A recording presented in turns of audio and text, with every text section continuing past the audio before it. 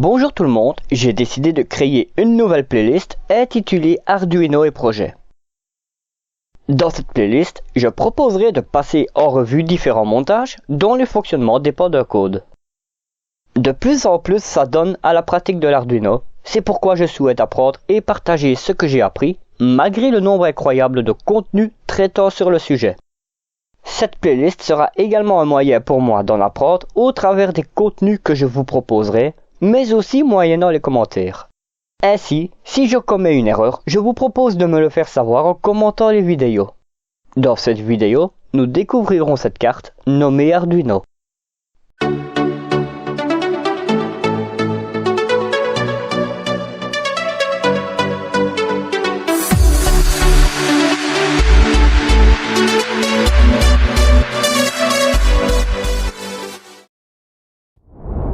La carte Arduino tient son nom d'un bar en Italie, le Dire Arduino, soit bar du roi Ardouin en français.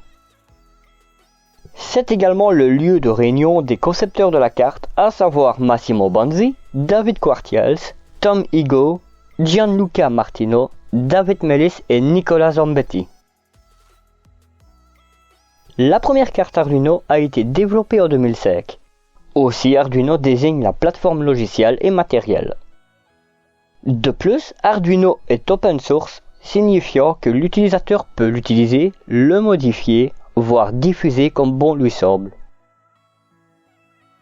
La carte Arduino est une carte de prototypage sous forme d'un circuit imprimé de la taille d'une carte bancaire permettant de créer des projets électroniques et de les faire fonctionner moyennant un code qu'il faut téléverser, soit transférer, dans le microcontrôleur de la carte. La première carte Arduino ayant été développée est la très connue Arduino Uno. Cependant, il y a une multitude de cartes Arduino différentes. Je ne citerai ici que les cartes les plus connues. Ainsi, il y a par exemple la carte Arduino Uno, la carte Arduino Mega, la carte Arduino Nano, mais également plein d'autres. Le choix se portant vers l'une ou l'autre carte Arduino est défini par la fréquence du processeur de celle-ci, mais aussi la mémoire vive disponible. De plus, si on doit réaliser beaucoup de branchements, par exemple, la carte Arduino Mega est plus adaptée qu'un autre type de carte. Si par exemple nous souhaitons conserver un montage et le mettre en boîtier et que la place disponible dans celui-ci est fort restreinte, il vaut mieux se diriger vers une carte Arduino Nano. En ce qui me concerne, en tant que débutant, le meilleur compromis est la carte Arduino Uno car pour le moment, je n'aurai pas besoin de conserver un montage ni de réaliser des montages avec énormément de branchements. De plus, cette carte est très facilement trouvable et elle n'est pas très onéreuse. L'utilisation de la carte Arduino est assez simple car pour les programmer, on peut utiliser le même environnement de développement pour tous les types de cartes. L'environnement de développement est un logiciel qui va nous servir à écrire du code et à le transférer dans le microprocesseur de la carte, mais pas que, c'est ce que nous verrons dans la vidéo dédiée au logiciel de développement. Comme pour le moment je n'utiliserai que la carte Arduino Uno, c'est donc celle-ci que je vais vous présenter. Elle est constituée de différents composants principaux que je vais essayer d'expliquer au mieux un à un.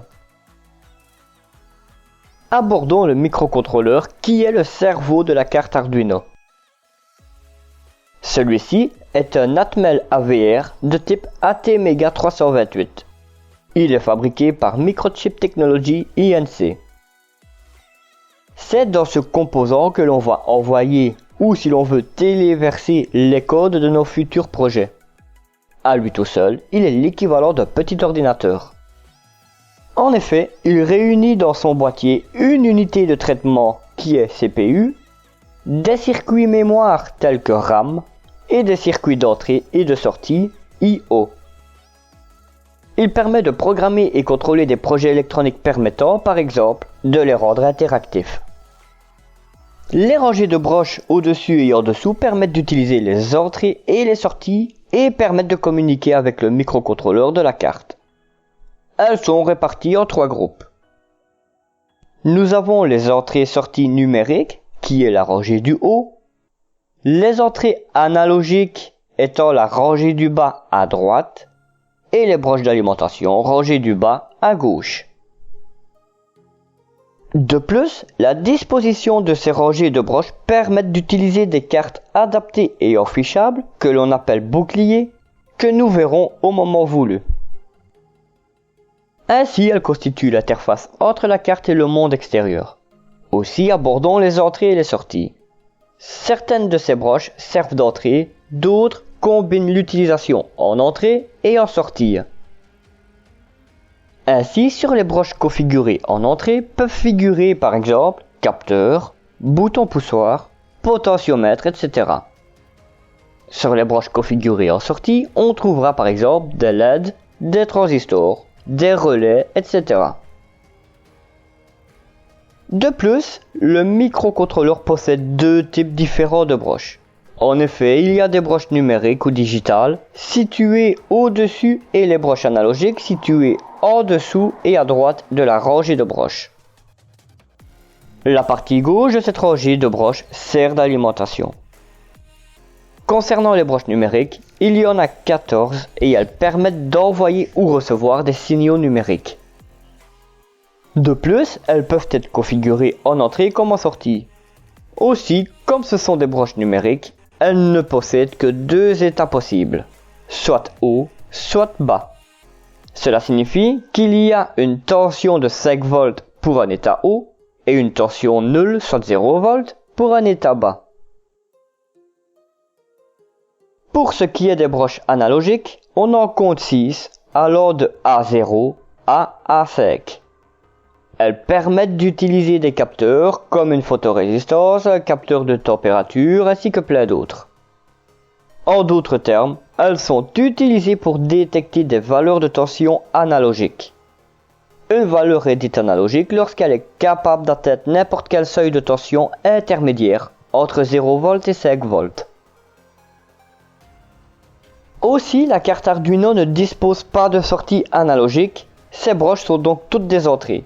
Mais pas de panique, nous verrons qu'il est possible d'obtenir des sorties analogiques avec certaines broches numériques. Cela est possible en appliquant le MLI, soit modulation de largeur d'impulsion. Certaines broches numériques en ont la possibilité, notamment celle présentant un tilde, qui est le symbole représentant une vague. Cependant, nous aurons tout le temps de l'aborder lorsque nous verrons un montage utilisant ces broches. À présent, il y a un petit souci qui se pose. C'est bien beau d'avoir une carte Arduino, mais sans énergie électrique, nous n'irons pas très loin.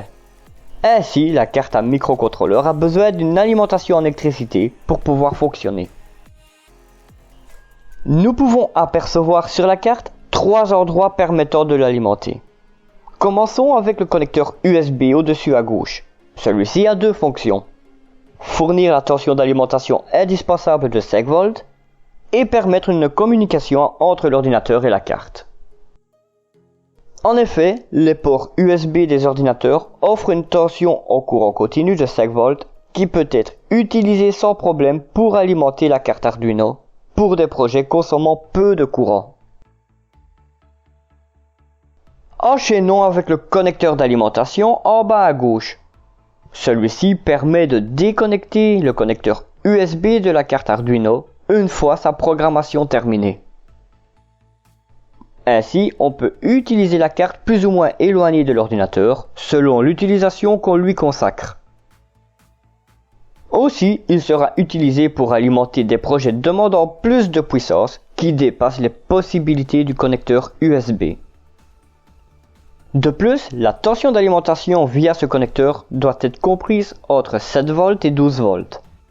Ainsi, un adaptateur constitué par exemple d'un connecteur de pile 9 volts à une extrémité et d'une fiche jack mâle de 2,1 mm sur l'autre extrémité permet d'alimenter temporairement la carte Arduino avec des tensions d'alimentation s'élevant à 9 volts. Quand je dis temporairement, c'est par rapport à la capacité de cette pile de 9 volts. Cette tension est régulée via les régulateurs de tension présents sur le circuit imprimé de l'Arduino. De même, on pourrait aussi bien alimenter la carte via ce connecteur à l'aide d'un bloc d'alimentation secteur capable de fournir une tension continue s'élevant à 9 volts. Nous pouvons ainsi déduire que, grâce à ce connecteur, la carte Arduino peut être autonome. Terminons avec la broche VIN située dans la rangée de broches en bas, à côté des entrées analogiques. Bien qu'utilisée plus rarement, elle peut également être utilisée pour alimenter la carte Arduino depuis une autre source. Elle permet d'alimenter un circuit complémentaire avec la tension utilisée pour alimenter la carte Arduino, par exemple 12 volts. La carte Arduino Uno possède 3 broches GND, celles-ci correspondent à la masse. En fait, la carte dispose de 2 broches avec une tension de 5 volts et une tension de 3,3 volts. Ces 2 broches permettent d'alimenter soit un circuit, soit un composant. La carte Arduino est pourvue de 4 LED. Bien que je suis émerveillé par les animations lumineuses et les différentes couleurs, il faut que je revienne sur Terre car je ne suis pas dans le monde des bisounours. En effet, ces LED servent de voyants et ont une utilité autre que celle de divertir. Ainsi, voyons à quoi elles servent. La LED ON, elle permet de signaler lorsque la carte Arduino est placée sous tension. Elle est de couleur verte. Les LED RX et TX. Elle s'allume lorsque la carte reçoit ou envoie des informations. Lorsque la carte reçoit des informations, c'est la LED RX qui s'allume. Lorsque la carte envoie des informations, c'est la LED TX qui s'allume. Ces LED sont de couleur orange. En fait, la LED L, elle est directement reliée à la broche numérique 13. Ainsi, elle permet de faire des vérifications ou de créer des montages simples, sans être obligé d'ajouter une LED au projet. Elle est également de couleur orange. La carte Arduino dispose d'un bouton Reset. Celui-ci est situé à côté du connecteur USB. Ce bouton permet de réinitialiser le microcontrôleur ou redémarrer le programme en cours d'exécution. Il permet également d'arrêter complètement le microcontrôleur lorsque celui-ci est appuyé pendant un certain laps de temps. Dans la rangée de broches d'alimentation, juste à côté de la broche de tension régulée de 3,3 volts, figure une broche Reset. Celle-ci a la même fonctionnalité que le bouton poussoir. Il suffit de relier cette broche à la masse via l'une des 3 broches GND. La carte Arduino dispose de 3 types de mémoire. Celles-ci sont les suivantes: la mémoire flash, SRAM et EEPROM. À propos de la mémoire flash, elle se charge du stockage. En effet, lorsqu'un programme est téléversé dans la carte et qu'ensuite on débranche l'alimentation électrique de l'Arduino, ce programme est mémorisé dans le microcontrôleur et est exécuté à nouveau lors de la mise sous tension suivante de la carte. Tout ce travail de mémorisation est effectué par cette mémoire. De plus, heureusement que le microcontrôleur de la carte en est pourvu, sinon il faudrait retaper tout le code et le compiler à nouveau à chaque mise sous tension de la carte. Concernant la SRAM, elle est l'abréviation de Static Random Access Memory. Elle fonctionne comme une mémoire RAM, à savoir qu'elle est utile pour stocker l'équivalent d'un bit de données. Dans ces données, il y a les données temporaires, ainsi que les données d'exécution du système. Cette mémoire est dite volatile, car les données qui y sont stockées sont effacées si on coupe l'alimentation électrique de la carte. Cela n'a aucune gravité car ces données sont recréées à chaque mise sous tension de la carte et d'une nouvelle exécution.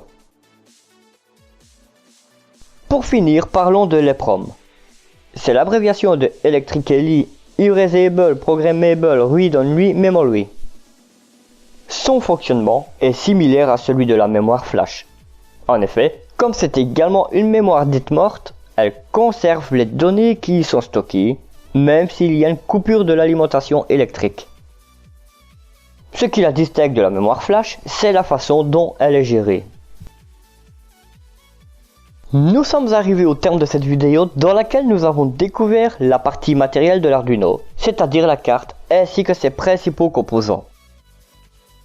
Dans la prochaine vidéo, soit je continue cette playlist consacrée à l'Arduino, ou alors je reprends l'électronique avec soit un nouveau composant, soit un nouveau montage ou qui sait, une nouvelle playlist. Dans tous les cas, pour être informé des nouveautés de la chaîne, abonnez-vous et activez les notifications. Si cette vidéo vous a plu, n'hésitez pas à la liker, à la partager et à la commenter. Tout en vous souhaitant de très bonnes expériences en électronique ou en programmation, je vous donne rendez-vous pour la suite sur Proto Électronique. Bye!